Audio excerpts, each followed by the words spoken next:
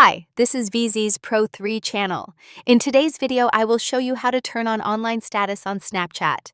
Before we get started, don't forget to subscribe and turn on the notifications to keep you updated about this channel. So let's go. Snapchat is an app that lets you send images, videos, and messages to friends. There are also Discover and Spotlight feeds, where creators, brands, and other accounts share videos that anyone with an account can watch. First, of course, we have to open our Snapchat.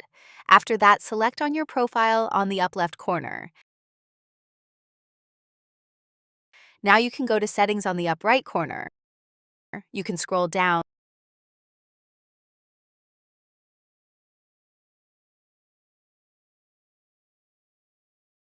and select on My Privacy and Data.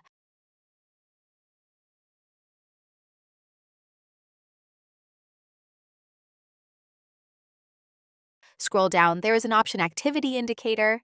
You can tap on that. Now you can enable your online status by tap on this toggle.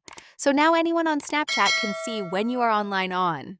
It's very simple, right? So that is how to turn on online status on Snapchat. Thank you for watching and see you.